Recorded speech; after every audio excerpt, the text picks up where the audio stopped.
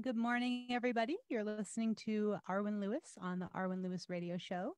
Today, I have a very special guest with me here on Zoom. This is Katie Cole, and we're going to be talking about her new release, Rivers and Roads, her beautiful, extensive career as a songwriter and musician in the world of the music business. And anyway, let me introduce our special guest, Katie. Hi, it's finally great to see you and meet you. I know. Thank you so much for having me on your own very special radio show. I'm so glad to finally get to talk to you as well because I know how interested you are obviously in music, being a creative person yourself, but you're so supportive of independent artists, so I appreciate that and happy to be here. Yeah, it's my pleasure to be able to work with independent artists such as yourself and get to know them a little better on my show. And this is kind of special because this is my very first official Arwen Lewis radio show. We've been running them under the Jeremiah show, which has been awesome. And so this is kind of my debut for that. So thanks for being here with me. Yay!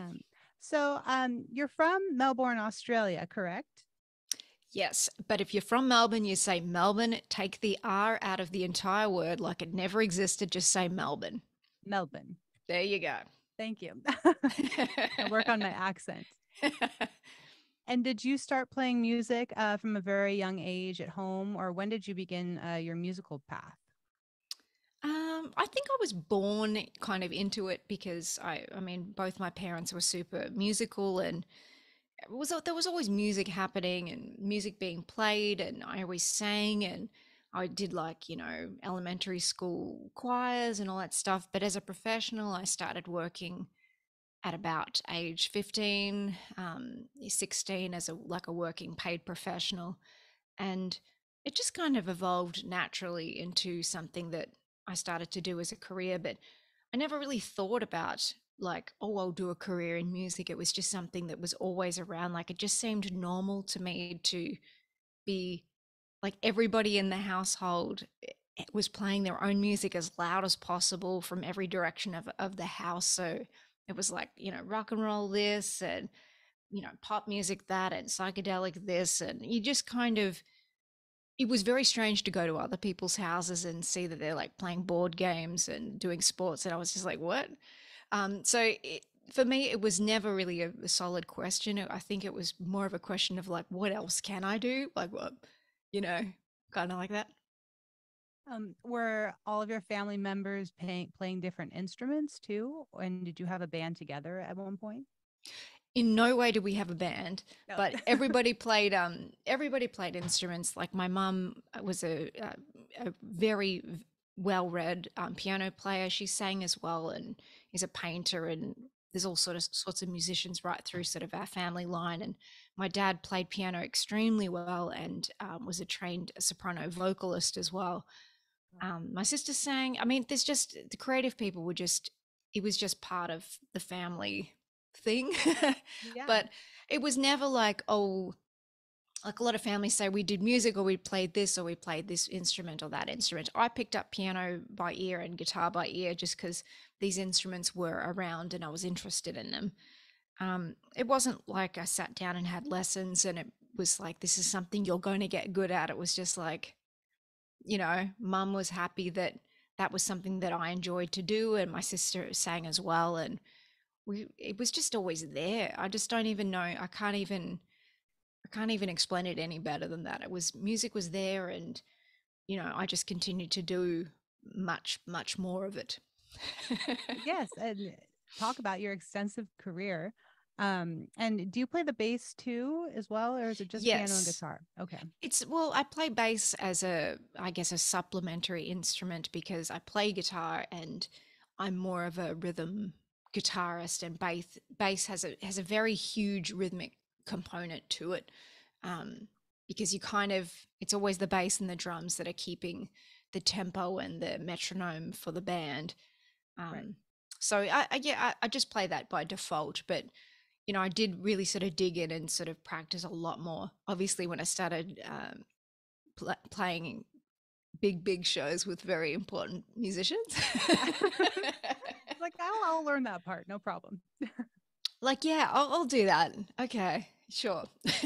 Well, talk about big musicians. So I definitely want to spend most of the time talking about your music and everything. But so you're in the Smashing Pumpkins touring band, is that correct? And you have been for Yes. a long time.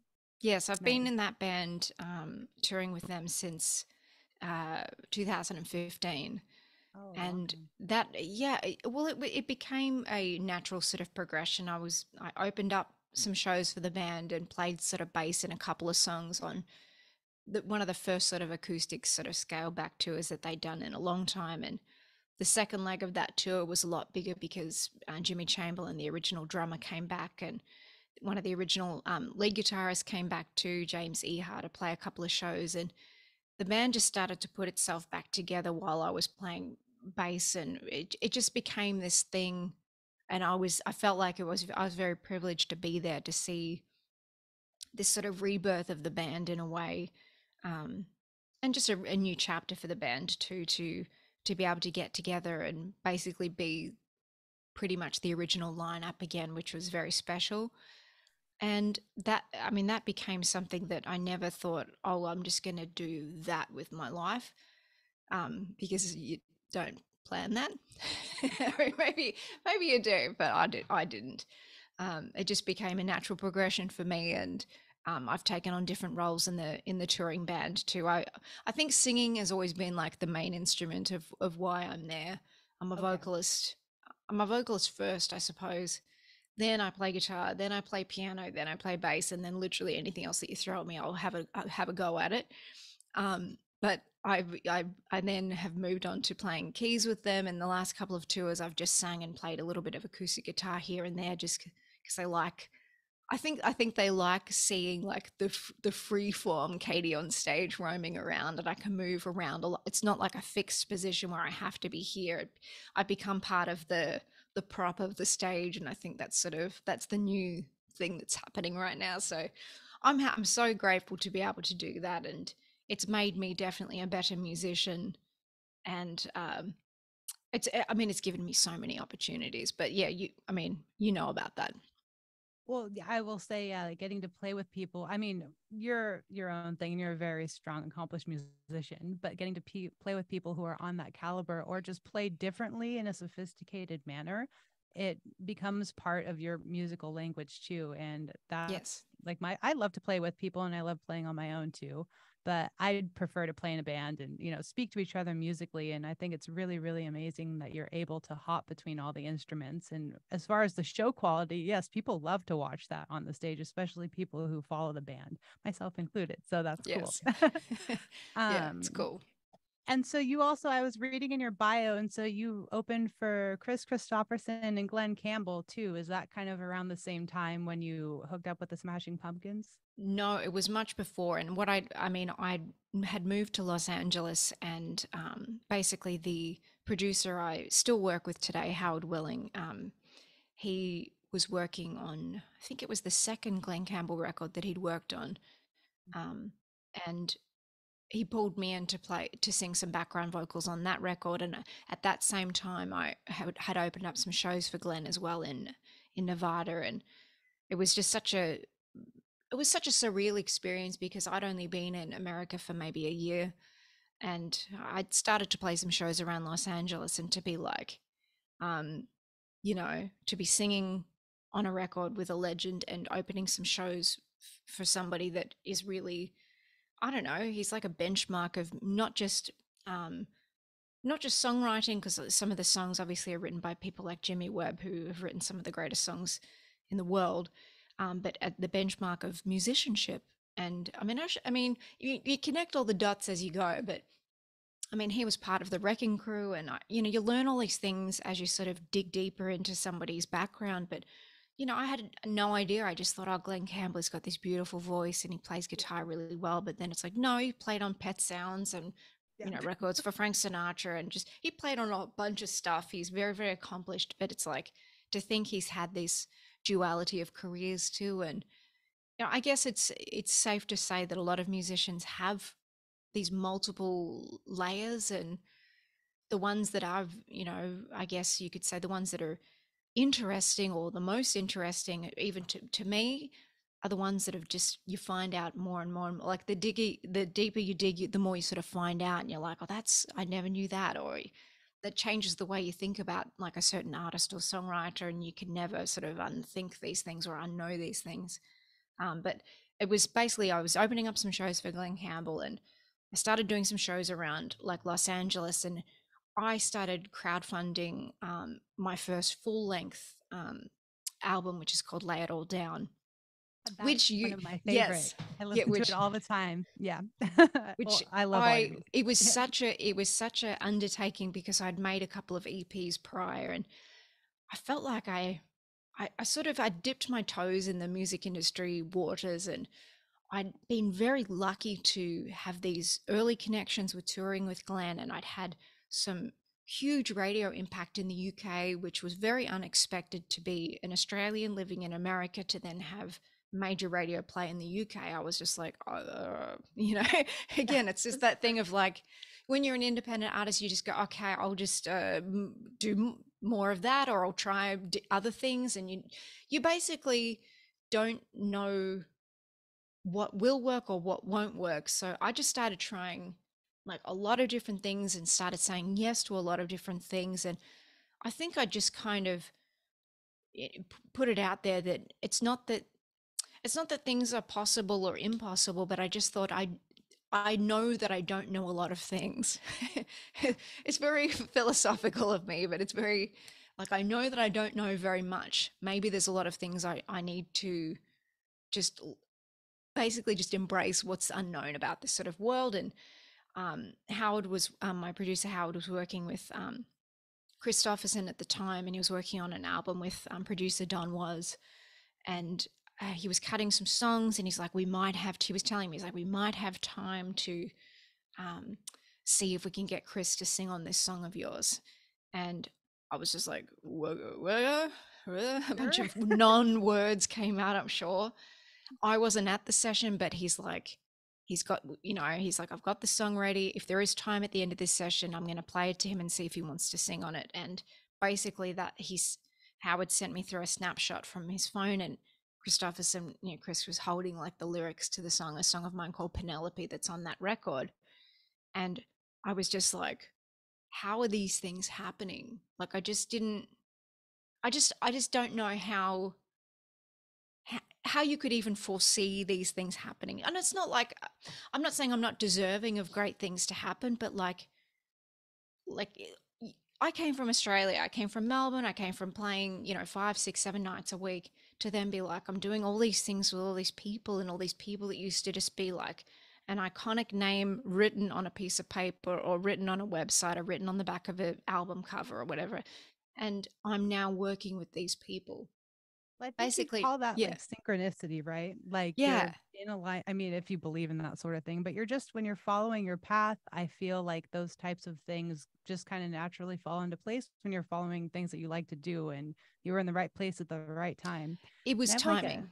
Yeah, absolutely. I don't know if it's like destiny or synchronicity, but it was definitely like luck meets yeah, like the right thing at the right time in the right place. And I basically just followed through with some things, and I pushed as hard as I could with that record, and it didn't connect the way that my first American EP did. I got a couple of songs played on UK radio, and a few songs played throughout America on AAA and Americana radio. And I just started to go like, what else can I do?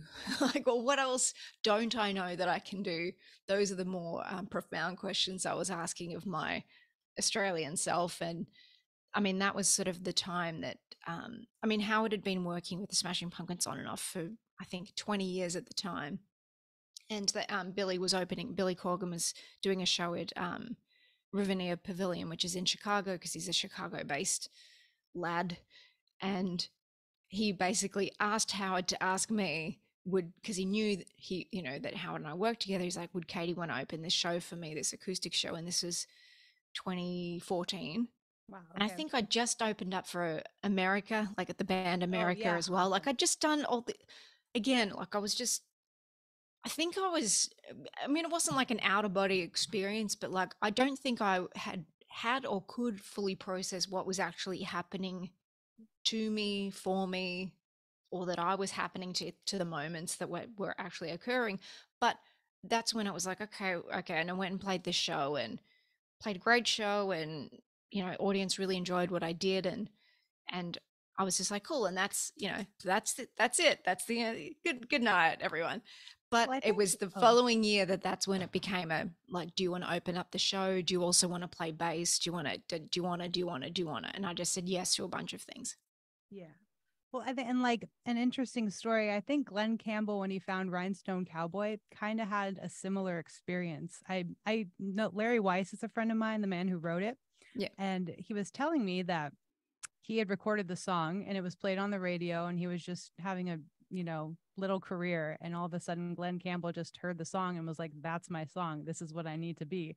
And then there he is, and like, I feel like when you're just in the right place, like you keep saying, I think you're deserving of it and you were in the right place and you were following your passions and all of these beautiful opportunities opened up to you. And I think that, and I also, we're going to go to break here pretty soon, but I want to get into like how you got into songwriting too, because I know we haven't dived into that yet. Okay. Um, and then I guess before we go though, is there one person that you would like to work with that you haven't worked with yet that you'd like to write a song with? Oh, geez, that's the worst question to Oh ask a no. musician. Just, I mean, not in a bad way, but just like Yeah. there's so many. I can't.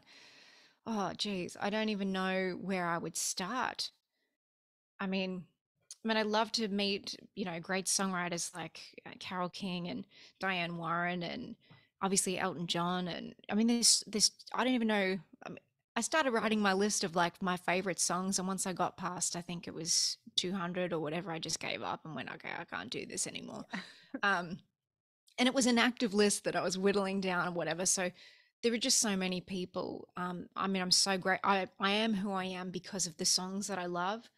Um, yeah, I have dozens of heroes. A few of my songwriting heroes have passed, which is a shame, like Bowie and Tom Petty. But there's a lot of those people. But, you know, there's a lot out there still. I mean, maybe I don't want to put too many names out there, but hopefully I'll get to work with a few of them one day.